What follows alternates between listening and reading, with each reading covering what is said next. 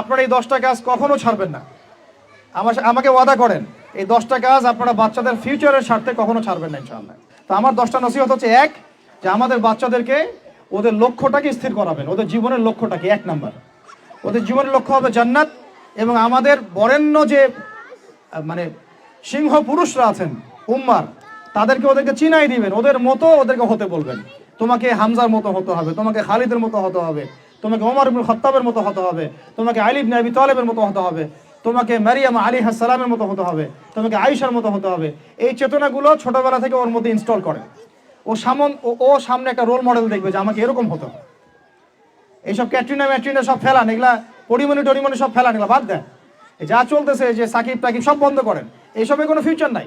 এইসব ফিউচার হয়তো দুনিয়াতে কিছু দিতে পারে, কিন্তু পরকালে আল্লাহ পাকের আযাব গজব থেকে বাঁচার কোনো অপশন নাই। 2 নাম্বার, সন্তানকে নিজের মনে করবেন না। সন্তানকে মনে করবেন এটা আল্লাহর আমানত আপনার কাছে। এই আমার ছেলে, এটা আমার ছেলে না, এই ছেলেটা আল্লাহ পাক আমাকে দিয়েছেন। বিশ্বাস করেন আমরা তো ওকে নেওয়ার জন্য চেষ্টাও করি নাই। এমন হয়নি আপনাদের সময়? সন্তান না চেষ্টা করতো সন্তান আসে নাই? কোনো ক্ষেত্রে এমন হয়েছে সন্তান নষ্ট করার মানুষ চেষ্টা করছে, তাও সন্তান আল্লাহ দিয়েছেন। সন্তান আমার না, সন্তান আল্লাহর দেওয়া, আমার কাছে আমানত। একে যদি আমি সুসন্তান রূপে মানুষ না করি, আগামী দিনে ওমর না বানাই, তাহলে আল্লাহ আমাকে ধরবেন। That's all. 1 নাম্বার, সন্তানকে ওর গন্তব্য চেনাবেন, ওকে আমাদের সিংহ পুরুষদেরকে পরিচয় করাই দিবেন, ওর মতো তাদের মতো হতে বলবেন। এবং সন্তানকে আপনার নিজের মনে করবেন না, সন্তানকে মনে করবেন আল্লাহর দেওয়া জাস্ট একটা আমানত। 3 নাম্বার, সর্বোচ্চ সেরা কারিকুলাম যারা দিচ্ছে ওই রকম প্রতিষ্ঠানে আপনি ওকে পড়াবেন। এরকম প্রতিষ্ঠান যদি সরকার দেয় তাহলে সরকারি প্রতিষ্ঠানে পড়াবেন, আমার কোনো সমস্যা নেই। যদি না দেয় তাহলে বেসরকারি, আর যদি বেসরকারিও না থাকে তাহলে আমরা গড়ে তুলবো ইনশাআল্লাহ তাআলা। 3 নাম্বার হচ্ছে এটা, 3 নাম্বার। 4 নাম্বার, আল্লাহর ওয়াস্তে, এটা আমি প্রথমে বলতে চাইছিলাম, আল্লাহর ওয়াস্তে ডিভাইসের এডিকশন থেকে বাচ্চাদেরকে বাঁচান। ডিভাইসের এডিকশন এত মারাত্মক যে আমি নিজে এখন কোরআনের আয়াত ভুলে যাচ্ছি দিন দিন। এই ডিভাইস আমার হাতে যেটা আছে এটা একটা পয়জন, এটা একটা হিপনোটাইজ করার যন্ত্র মানুষকে। এই মোবাইলের এডিকশন থেকে বাচ্চাদেরকে বাঁচাবেন আল্লাহর ওয়াস্তে। যদি আপনি বাচ্চাকে হাফেজ বানাতে চান, আলেম বানাতে চান, কারি বানাতে চান, মুহাদ্দিসা বানাতে চান, এটা হাতে থাকলে আপনি পারবেন না। এটাতে এডিক্টেড হয়ে গেলে আপনি কোনোভাবেই বাচ্চাকে মেমোরি ধরে রাখতে পারবেন না। বহু হাফেজে কোরআন ভুলে গেছে দিন দিন এটার কারণে। এটার মধ্যে অ্যাডাল্ট্রি অনেক কিছু আছে, ওরা এগুলো এখন বোঝে, কিন্তু ওরা ছোট নাই এখন। এগুলো একটা কার্টুন দেখতে গিয়ে ওরা 10টা দেখে ফেলবে, আজে বাজে জিনিস দেখে ফেলবে। এটার মানে ব্যবহারটাকে নিয়ন্ত্রণ করেন, ডিভাইস এডিকশনটা বন্ধ করেন। আল্লাহ পাক তৌফিক দান করেন, আমিন। 5 নাম্বার হচ্ছে ম্যানুফ্যাকচার্ড কোনো খাবার বাচ্চাদেরকে খাওয়াবেন না। ফিজিক্যালি ওদেরকে ফিট রাখার চেষ্টা করবেন। ম্যানুফ্যাকচার্ড খাবার মানে একটু আগে দেখলাম যে বাইরের খাবারগুলো এটা খাচ্ছে, চিপস টিপস ইত্যাদি, এগুলা ওর হজম শক্তি নষ্ট করবে, ফিজিক্যাল স্ট্রেংথ নষ্ট করবে, ওর মেমোরি শার্প হতে দিবে না। ওকে ভিতর থেকে ওই যে একটা শব্দ একটু আগে বলেছে এক ভাই যে ব্রয়লার মুরগি বানাই দিবে, আসলেই তাই বানাই দিবে। আমরা ঢাকা শহরে যখন থাকি, ছেলেপেলেদের 15 বছরের ছেলের ভুঁড়ি দেখলে আমাদের মনে হয় যে কি একটা অবস্থা। ফাস্টফুড, পিৎজা, বার্গার, কফি, এইগুলাই ওদের জীবন। তো এইরকম হইলে এই ছেলেপেলেগুলো না ফিজিক্যালি স্ট্রং থাকতে পারবে না মেন্টালি। আর মনে রাখবেন, কোরআনে আল্লাহর কিতাবের মধ্যে আল্লাহ পাক নেতৃত্ব দেওয়ার 2টা গুণাবলী বলেছেন। কয়টা বলেন? মাত্র 2টা। নেতৃত্ব দেওয়ার জন্য ওই রকম জায়গায় যেতে হলে 2টা গুণাবলী এনশিওর করতে হয়। একটা হচ্ছে ফিজিক্যাল স্ট্রেংথ, একটা হচ্ছে ইলমের স্ট্রেংথ। বাসতাতাম ফিল জিসমি ওয়াল ইলম আও বাসতাতাম ফিল ইলমি ওয়াল জিসমি, মানে জ্ঞানে এবং দৈহিক শক্তিতে বলীয়ান হওয়া। ছোটবেলা থেকে খাবারে যদি আপনারা সচেতন না হন, এই বাচ্চারা বড় হয়ে দেখবে যে 15, 20, 30 বছরেই ভেঙে পড়ে গেছে। আমরা এটা চাই না। বিশুদ্ধ খাবার এবং ম্যানুফ্যাকচার্ড খাবার ত্যাগ করা, বাইরের খাবার বন্ধ, এবং যে রুট লেভেল থেকে ভালো খাবার এনে ওদেরকে খাওয়াবেন। পরিষ্কার পরিচ্ছন্নতাকে সর্বোচ্চ গুরুত্ব দিবেন, নিট অ্যান্ড ক্লিন থাকবে আর কি। আমার সাথে আমার পরিবারের যে মাঝে মাঝে যে একটু মিষ্টি ঝগড়া হয়, আমার একটা জিনিস নিয়ে ঝগড়া হয় যে বাচ্চারা পরিষ্কার না কেন, চকচকা না কেন, একদম সবসময় চকচকা থাকবে। না হলে এই যে হাত দিয়ে এটা ধরতেছে, পেটে হাত দিয়ে মুখে হাত দিবে, পেটটা নষ্ট হয়ে যাবে। বাচ্চাদের হাইজেনিক পরিবেশ দিতে হবে, আল্লাহ পাক তৌফিক দান করেন। এটা হলো 5। 6 নাম্বার হচ্ছে নিয়মিত ওদেরকে খেলতে দিবেন। এটা আমি নিজে লিখেছি, কারণ ছোটবেলায় আমরা অনেক খেলাধুলা করেছি। আমি একটু বুঝাই জাস্ট 1 মিনিটে। যত বেশি খেলবে তত স্ট্রেট হবে, মানে ঘামবে। যত ঘামবে তত ক্লান্ত হবে, যত ক্লান্ত হবে ঘামবে তত কোলেস্টেরল কমে যাবে, ব্লাড সার্কুলেশনটা খুব ভালো হবে। তারপরে যত খেলবে ও টায়ার্ড হবে, তখন ও খাবে বেশি, মানে ভালো জিনিস খাবে বেশি, রুচি বাড়বে। যত ভালো খাবে ঘুম তত ক্লিয়ার হবে, ঘুম যত ক্লিয়ার হবে ও ব্রেন তত শার্প হবে, ব্রেন যত শার্প হবে ও অল্প সময়ে যা পড়তে পারবে, যা মুখস্থ করতে পারবে, এটা 10 ঘন্টায় আপনি পারবেন না। বিশ্বাস করেন, আমি আমার স্টুডেন্ট লাইফে কোনোদিনও মনে হয় 2 থেকে 3 ঘন্টার বেশি পড়ি নাই, কোনোদিনও না, কোনো পরীক্ষার আগেও না, এসএসসি, এইচএসসি, ইন্টার, মাস্টার্স, কোনো পরীক্ষার আগেও না। আমার তো মনে আছে যে আমি ওই ইন্টারমিডিয়েট পরীক্ষার আগে আমরা ভিডিও গেম খেলতে গেছিলাম, মোস্তফা, মনে আছে আপনাদের? মনে নেই? ওই যে কাচারি বাজারে, এই যে কাচারি বাজারে, কাচারি বাজারে আগে এখানে একটা গেমিং জোন ছিল, আপনাদের অনেকে মনে আছে যারা আমার এজের আছেন, মনে নেই আপনাদের? হ্যাঁ ভাই, জানেন তো, বাক্সের মধ্যে থাকতো, হ্যান্ডেল থাকতো। কালকে পরীক্ষা বলছে, পরীক্ষা দূর, কিসের পরীক্ষা, আমার ইংরেজি আগে পড়া আছে, আমার পড়া লাগবে না, এত কনফিডেন্স, বিকজ 1 ঘন্টা পড়ছি, আমার হয়ে গেছে। তো এই হলো অবস্থা, মানে বাচ্চাকে খেলতে দিতে হবে, খেলতে দিলে ওর ব্রেন ডেভেলপমেন্টে অনেক কাজে দিবে, ক্ষুধা বাড়বে, ঘুম ভালো হবে, ইনশাআল্লাহ তাআলা ওরা পড়া দ্রুত মনে রাখতে পারবে ইনশাআল্লাহ তাআলা। 7 নাম্বার হচ্ছে ভাই, এটা আমাদের ভাই বোনদের জন্য, যে পারিবারিক বন্ধনটা ভালো রাখেন। যে পরিবারে হাজব্যান্ড ওয়াইফের বন্ধন ভালো না, ওই পরিবারে ভালো সন্তান গড়ে উঠবে না। ওরা অনেক কিন্তু দেখবেন যে মানে মেন্টালি অনেক ডিপ্রেসড হয়ে যাবে। পারিবারিক বন্ডিংটা খুব ইম্পর্টেন্ট। এই জন্য আমরা দোয়া করি আল্লাহ পাক যেন সবার মধ্যে পারিবারিক বন্ডিংটা ভালো রাখেন এবং পারিবারিক কলহ থেকে আল্লাহ পাক আপনাদেরকে হেফাজত করেন, আমিন। আর বাচ্চাদের, অ্যাটলিস্ট বাচ্চাদের সামনে এগুলো করবেন না, যদি ঝগড়া হয় বা কথা কাটাকাটি হয়, অ্যাটলিস্ট বাচ্চাদের সামনে করবেন না। এগুলো বাচ্চাদের শিশু মনে অনেক প্রভাব ফেলে, অনেক প্রভাব ফেলে। আপনার ওমর রাদিয়াল্লাহু আনহুর ঘটনা জানেন তো? উনি এত কঠোর কেন জানেন? আপনারা যে বলেন উনি কঠোর মানুষ ছিলেন, কেন জানেন? ওনার বাবা তাকে ছোটবেলায় কঠিন শাসন করতেন, কঠিন শাসন। ঠিক আমি এরকম একটা পরিবেশে বড় হয়েছি। যারা খুব কঠিন শাসনে বড় হয় তারা হয় দুরকম হবে, এক হয় তারা নষ্ট হয়ে যাবে, অথবা তারা উম্মাকে নেতৃত্ব দিবে, দুটার একটা। হয় তারা খুব মানে মেন্টালি খুব ডিপ্রেসড হয়ে যাবে, অথবা দেখা যাবে যে তারা কঠোরতার কারণে ওরা দেখবেন ইনশাআল্লাহ ইসলামকে নেতৃত্ব দিচ্ছে বা আল্লাহর বিধানের উপর কঠোর হয়ে গেছে। তো আপনারা পরিবারের মধ্যে একটা হৃদ্যতার বন্ধন রাখবেন, যাতে করে পারিবারিক বন্ধন ঠিক থাকে। বাচ্চাদের সামনে অ্যাটলিস্ট কোনো রকম কোলাহল বা ঝগড়াঝাটি বা গায়ে হাত তোলা বা যে সমস্যাগুলো আমাদের সমাজে হচ্ছে, এগুলো যেন কখনো না হয়। আল্লাহ পাক যেন আপনাদের পরিবারের বন্ধনটাকে সুন্দর রাখেন, আমিন। আর 8 নাম্বারটা হচ্ছে বাবাদেরকে বলছি আমি, যে বাবাদের উচিত হবে মাদের দায়িত্ব না শুধু সন্তানদেরকে সময় দেয়া, বাবাদেরকে। Because brother, you are not a money making machine at all.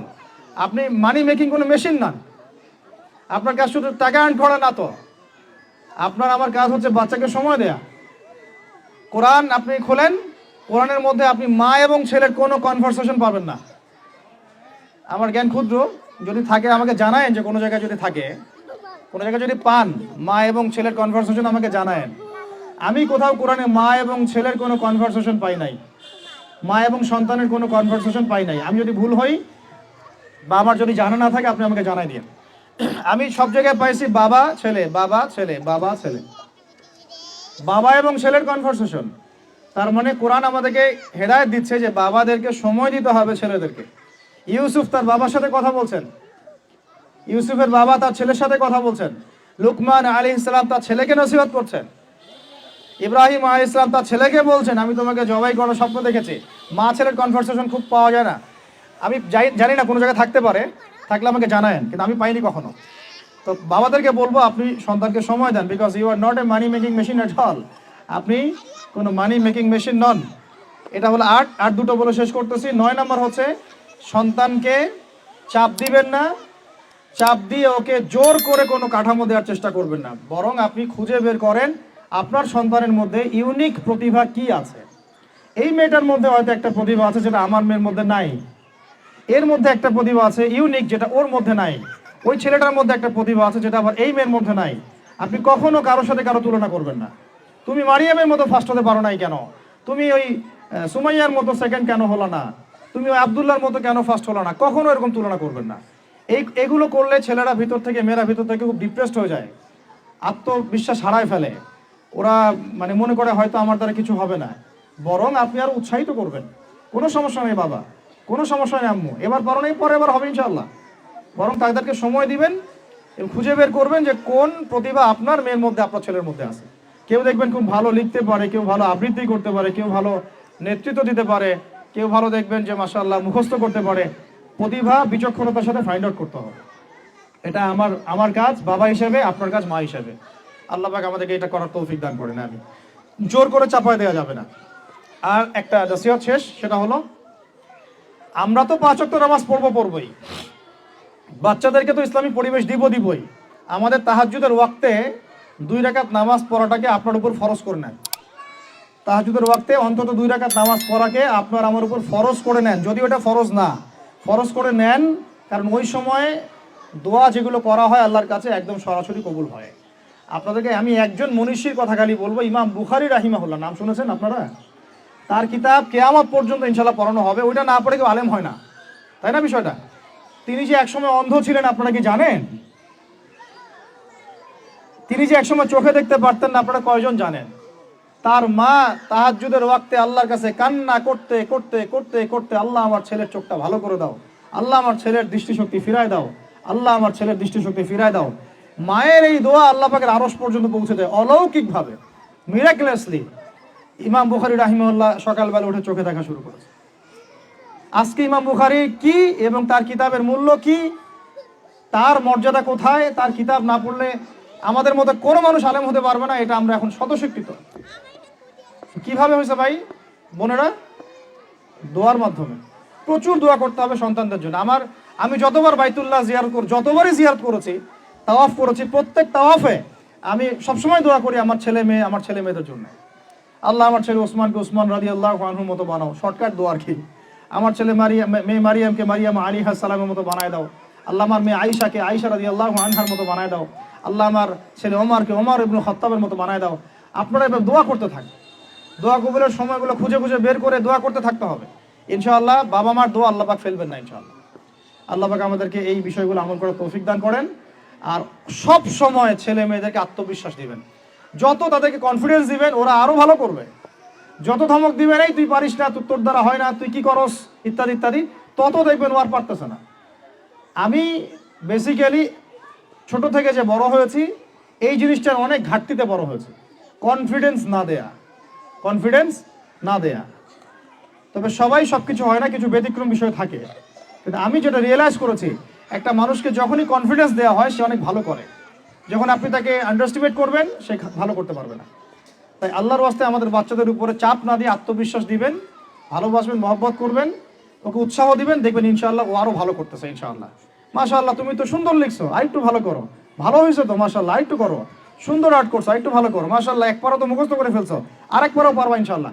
ওকে এভাবে বুস্ট আপ করতে থাকেন ইনশাআল্লাহ তাআলা। দেখবেন এভাবে যদি একটা পরিকল্পনা মাফিক আমরা আগাই, জাস্ট 20টা বছর সবর করি যদি আমরা, আল্লাহ পাক যেন আমাদেরকে তৌফিক দান করেন, টানা 20 বছর যদি আমরা নেক হায়াতের সাথে এভাবে রাত দিন 24 ঘন্টা নিরলস দিনের কাজ করতে পারি, অ্যাটলিস্ট এডুকেশন সেক্টরে, আমাদের তো পলিটিক্যাল সেকশন নাই, ইকোনমিক সেকশন আমাদের হাতে নাই, অ্যাটলিস্ট শিক্ষা সেক্টরে যদি আমরা এভাবে কাজ করতে পারি, আগামী 20 বছরে বাংলাদেশের শিক্ষা ক্ষেত্রের হুলিয়া পরিবর্তন করে ফেলা সম্ভব ইনশাআল্লাহ। কারণ সবকিছু নতুন করে করা লাগবে না, আমরা শুধু সমন্বয় করব, পরিবেশ গড়ব এবং আমাদের জানমাল, সময়, শ্রম, জমি জমা এগুলো ওয়াকফ করবো ইনশাআল্লাহ আল্লাহর জন্য। এবং এগুলো করলে লাভ কি হবে? ওই বিখ্যাত হাদিসটা দিয়ে শেষ করতেছি, যে নবী সাল্লাল্লাহু আলাইহি ওয়াসাল্লাম বলেছেন, ইযা মাতাল ইনসান, যখন মানুষ ইন্তেকাল করবে বা করে, ইনকাতা আনহু আমালু, তার আমল নামাটা কেটে দেওয়া হয়, বন্ধ হয়ে যায়। ইল্লা সালাস, 3টা রাস্তা খালি জারি থাকে। 1 নম্বরই হচ্ছে সাদাকায়ে জারিয়া, মানে এমন সাদাকা, এমন কন্ট্রিবিউশন যেটা আমার ইন্তেকাল, আপনার ইন্তেকালের পরেও একেবারে চলতে থাকবে, লং টাইম সাস্টেন করতে থাকবে, এটা একটা। 2 নম্বর ওয়ালাদুন সালেহ, আমার নেককার সন্তান বা আপনার নেককার সন্তান, যে আপনার আমার জন্য কালকে আমাদের মানে পরকালে বারজাখের জীবনে আমরা যখন থাকবো তখন তারা দোয়া করতে থাকবে। আর আমি বলছি, আমার ওমরই শুধু আমার ছেলে না, আপনাদের সবার সন্তান আমার সন্তান, আপনাদের সবার মেয়ে আমার মেয়ে। আমি এভাবে কখনো চিন্তা করি না যে এই যে প্রতিষ্ঠানগুলো আমরা করতেছি বা যে প্রজেক্টগুলো আমরা নিচ্ছি হাতে, এগুলো শুধু আমার ছেলের জন্য, আমার মেয়ের জন্য, কোশ্চিন কালেও না। এদেশের প্রত্যেকটা শিশু আমার শিশু, আমার ছেলে আমার মেয়ে। এদেশের প্রত্যেকটা বোন আমার বোন, এদেশের প্রত্যেক ভাই আমার ভাই। ওইভাবে চিন্তা করে আমাদেরকে না গেলে আমরা জাতিগত পরিবর্তন আনতে পারবো না। তখন আমরা স্বার্থপর হয়ে যাবো, আমার ছেলে বাঁচলেই হইলো, আমার মেয়ে বাঁচলেই হইলো। তখন হবে কি, আমার ছেলে আদতে বাঁচতে পারবে না, আমার মেয়েও বাঁচতে পারবে না, কারণ ফিতনা যখন সব জায়গায় ছড়ায় পড়বে আমার ঘরেও তো ঢুকবেই, স্বাভাবিক। আর শেষ নাম্বারটা হচ্ছে আল ইলম, এমন জ্ঞান ইউনতাফাউ বিহিন নাস, যে জ্ঞান দিয়ে মানুষ উপকৃত হয়। এই হলো শিক্ষা প্রজেক্টগুলো। আল্লাহ পাক এই হাদিসটার উপর আমাদের সবাইকে আমল করার তৌফিক দান করেন, আমিন। আর আমি লম্বা করছি না, আপনাদের অনেকেই ক্ষুধার্ত, আমাদের বাচ্চারা ক্ষুধার্ত। আমরা দোয়া করি আল্লাহ পাক যেন আমাদের সবাইকে পবিত্র কোরআন এবং নবীর হাদিস অনুযায়ী জীবন গড়ার তৌফিক দান করেন। এক নাম্বার, সবাইকে যেন আমাদের এই শিক্ষা প্রজেক্টের সাথে আপনাদেরকে সম্পৃক্ত করেন, আমিন। আমাদের জীবনের গন্তব্যটা আমাদেরকে ফিক্স করার তৌফিক দান করেন, বাচ্চাদেরকে মানুষ করার তৌফিক দান করেন, সবাইকে হালাল খাওয়ার তৌফিক দান করেন, ধৈর্য ধরার তৌফিক দান করেন, নেক আমল আল্লাহ পাক যেন বেশি বেশি করার তৌফিক দেন এবং সুন্নাহ ভিত্তিক জীবন গড়ার তৌফিক দেন। এছাড়াও আমি দোয়া করি মন থেকে আল্লাহ পাক যেন আমাদের বাচ্চাদেরকে সুস্থ রাখেন, আমাদের প্যারেন্টসদেরকে সুস্থ রাখেন, টিচার্সদেরকে সুস্থ রাখেন এবং আমাদেরকে সুস্থতার সাথে আল্লাহ পাক লম্বা সময় দিনের কাজ করার তৌফিক দান করেন। এবং ভিতরে বাহিরে যত ইসলাম বিরোধী অপতৎপরতা আছে এগুলোকে আমাদেরকে সাহসিকতার সাথে ফেস করার তৌফিক দান করেন, আমিন। আর আমি সর্বশেষ আবারও বলতেছি যে এই দায়িত্বগুলো আমাদের একার না। প্রিয় দিনী ভাই এবং বোনেরা, আপনাদের সবার দায়িত্ব আগায় আসেন। আমি এভাবে আগে কখনো বলি নাই, এখন বলতেছি বিকজ আমি চাই না আমাদের কোনো প্রতিষ্ঠান কোনো মানুষের ছত্র ছায়ায় থাক। প্রত্যেকটা প্রতিষ্ঠান, প্রত্যেকটা মার্কাজ, প্রত্যেকটা ক্যাম্পাস শুধু হবে আল্লাহর জন্যে, আল্লাহর জমিতে, আল্লাহর বিল্ডিং, এটা কিয়ামত পর্যন্ত এভাবে থাকবে ইনশাআল্লাহ। এটা আমার কোনো ব্যক্তি মালিকানায় না। আল্লাহর জন্য ওয়াকফ করার আমাদের জায়গা দরকার, কনস্ট্রাকশন দরকার, ফাইন্যান্স দরকার। ইনশাআল্লাহ তাআলা আল্লাহ পাক আমাদেরকে যে নিয়ামতগুলো দিয়েছেন এগুলো যদি আমরা সবার সামনে মানে সুষ্ঠুভাবে উপস্থাপন করতে পারি, আমি আশা করি সারা দেশ বিদেশের অনেক মানুষ আগে আসবে ইনশাআল্লাহ তাআলা। আল্লাহ পাক আমাদেরকে প্রত্যেকটা বিভাগীয় শহরে এরকম প্লে থেকে নিয়ে মাস্টার্স পর্যন্ত, দ্যাট মিনস নুরানি থেকে নিয়ে ইফতা পর্যন্ত এইরকম একটা ক্লাসিক্যাল প্রতিষ্ঠানগুলো, মার্কাজগুলো গড়ে তোলা তৌফিক দান করেন, আমিন। আমি আজকের মতো এখানে শেষ করছি। আকুলু কওলি হাযা আস্তাগফিরুল্লাহ লি ওয়া লাকুম ওয়া লিসাইরিল মুসলিমিন।